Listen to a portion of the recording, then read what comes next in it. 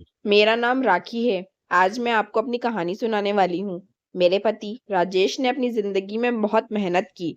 वो ज्यादा पढ़े लिखे नहीं थे, इसलिए हमेशा से मेहनत और मजदूरी का काम ही उन्हें मिला और घर चलाने के लिए उन्होंने यही किया। हमारे दो बच्चे हैं। बेटा 10 साल का है और मेरी बड़ी बेटी 16 साल की है। अभी तक मेरे पति ने जैसे तैसे अपना घर चलाया। इस उम्र में भी आज भी हम वही हैं। अगर काम नहीं करेंगे तो खाने को नहीं मिलेगा, घर नहीं चल पाएगा, बेटा और बेटी की पढ़ाई पूरी नहीं हो सकेगी। मेरे पति की अब ऐसी स्थिति नहीं थी कि वो मेहनत और मजदूरी कर सके। उनसे अब यह काम नहीं होता था। अब हम क्या करेंगे, कैसे अपनी जिंदगी को आगे बढ़ाएं, कैसे कमाएं? मुझे और मेरे पति को यही चिंता खाए रहती थी। नौकरी नहीं है तो अब क्या? फिर मुझे एक दिन बैठे बैठे यह ख्याल आया कि क्यों ना हम एक छोटा सा ढाबा खोल ले, शहर के बाहर, जहां से वाहन और गाड़ियां आती जाती हैं। वहां टीन का एक छोटा सा छपरा बनाकर चाय और खाने का एक छोटा सा ढाबा खोल सकते हैं। मैंने अपने पति से ये कहा। उन्होंने कहा कि दुकान खोलने के लिए पैसे? मैंने कहा टीन का छपरा लगाना है, बस उसके लिए पैसे लगेंगे, बाकी सारा खाना बनाने का सामान हम घर से ले जा सकते हैं। थोड़े पैसे मैंने अपने परिचित से मांगे ताकि हम अपना छोटा सा ढाबा शुरू कर सकें। उनके मन में अभी भी संकोच था, वो बार बार मना कर रहे थे। लेकिन मैंने कहा हम एक बार कोशिश करते हैं और ज्यादा कुछ नहीं लगेगा। कुछ दिनों तक मनाने के बाद वो मान गए और हमने एक छोटा सा ढाबा शुरू कर दिया। पहले दिन मैं और मेरे पति वहां अपने ढाबे पर बैठे थे, लेकिन कुछ खास लोग नहीं आए। ढाबा छोटा और ऊपर से सभी खाने वाले पहले ही अपने ढाबे फिक्स किए होते हैं कि उन्हें कहाँ रुकना और खाना है। हमारा पहला दिन निराशा भरा था। कुछ दिन ऐसे ही गए। कोई इक्का दुक्का लोग चाय पीने रुका करते थे, लेकिन इतना नहीं होता था कि हम उससे अपना घर चला सकें। मेरे पति फिर से किसी काम की तलाश में लगे। उन्हें एक काम मिल गया जहाँ पैसे कम थे लेकिन कम मजदूरी थी। उन्होंने वो कर लिया, लेकिन मैंने ढाबे पर जाना नहीं छोड़ा। अब मैं अपने बेटे और बेटी के साथ वहां जाने लगी। हमने हिम्मत नहीं हारी और धीरे धीरे कुछ लोग हमारे यहाँ आने लगे। एक महीने में ग्राहक और भी ज्यादा आने लगे। कोशिश करते करते लोग अब हमारे यहाँ रुकने लगे थे। उन्हें घर जैसा खाना मिल रहा था, इसलिए हमारा छोटा सा ढाबा चल निकला। मेरे पति ने जितना कमाते उससे ज्यादा अब ढाबे से कमाई होने लगी। देखते ही देखते हमने जो छोटा सा ढाबा खोला था, उससे हमारी आर्थिक स्थिति में बहुत सुधार हो गया। जो कर्जा लिया था वो भी उतर गया। हमें एक नई उम्मीद मिल गई कि सब कुछ अच्छा चल रहा था। ढाबे को खोले 6 महीने हो गए थे। हमारे चेहरों पर रंगत आ गई थी, लेकिन फिर ऐसा कुछ हुआ जिसके बारे में मैंने सोचा भी नहीं था। एक दिन घर में जब हम लोग ढाबे के लिए जा रहे थे, तब मेरे पति कहते हैं, ढाबा आज से बंद, कोई भी अब वहां नहीं जाएगा। यह कहते वक्त वो बड़े ही गुस्से में थे। ऐसा गुस्सा मैंने उनके चेहरे पर आज तक नहीं देखा। मैंने बोला, क्या हुआ? क्या बोल रहे? इतना अच्छा हमारा ढाबा चल रहा है, आपको क्या हो गया आज? वो बोले, मैंने कहा ना, कोई भी अब वहां ढाबा नहीं जाएगा, ना तू ना तेरी बेटी। मैंने बोला, आप शांत हो जाइए, आपकी तबीयत ठीक नहीं है, आप आराम करें, हम लोग इस बारे में बात करते हैं। वो और ज्यादा गुस्सा हो गए। कहा कि कोई बात नहीं होगी, मैं जितना कमाता हूँ उतने से घर चल जाएगा, तू अब वहां नहीं जाएगी। मेरे पति का ऐसा रूप मैंने पहले नहीं देखा था।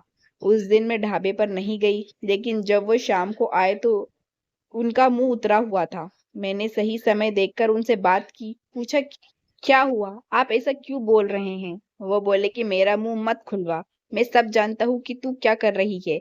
मैं तेरे साथ इतने दिनों तक वहां सब रहा, तब वहां कोई नहीं आता था, और मेरे जाते ही ढाबा चलने लगा। आखिर ऐसा भी क्या हो गया? मेरे तो होश ही उड़ गए। वो क्या बोलना चाहते थे मैं समझ गई। ऐसी बात, वो भी शादी के इतने दिनों बाद, उनके मुंह से सुनकर मुझे यकीन नहीं हो रहा था कि ये मेरे पति हैं। मैं एकदम खामोश हो गई। रात को मेरे आंसू नहीं रुक रहे थे। मेरे मुंह पर अब ढाबे का नाम भी नहीं आया।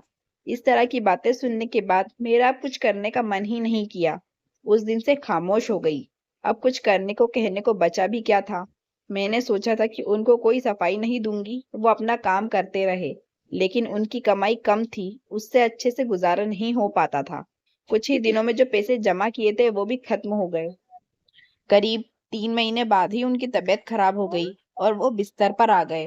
काम नहीं कर पा रहे थे। मैं जैसे तैसे उन्हें संभाल रही थी। घर में जब पैसा खत्म होने लगा तो कर्जा लेने की नौबत फिर से आ गई। मैं चाहती थी कि कहीं किसी के घर जाकर खाना बनाने या बर्तन धोने का काम करने लगूं, लेकिन उनकी तबीयत खराब थी और मैं नहीं चाहती थी मेरी किसी भी बात के कारण वो फिर से उसी तरह की बातें करें। एक दिन वो बिस्तर पर थे, मैं उनके लिए खाना बना रही थी। तब उन्होंने मुझे बुलाया। बोले, मैं जानता हूँ उस दिन की बात तुम्हें बहुत परेशान कर रही है, लेकिन मैं और तुम्हें लग भी रहा होगा कि मैं तुम्हें ये कैसे बोल सकता हूँ, लेकिन वो शब्द और बातें मेरी नहीं थी। मैंने कानों में ऐसी बात आई थी, अपने रिश्तेदारी में ऐसी बात हो रही थी। मैंने अपनी बीवी और बेटी को अकेले वहां छोड़ दिया। उन्हें देख लोग रुकते हैं जिससे कमाई हो रही है। इस तरह की बातें मैं बर्दाश्त नहीं कर सकता। दो रोटी कमाकर खा लेंगे, लेकिन ये सब नहीं सुनना था।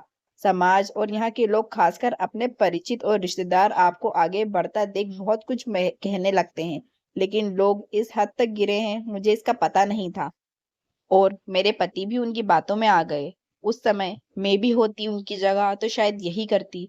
मुझे भी उतना ही बुरा लगता, वही फैसला लेती जो उन्होंने लिया।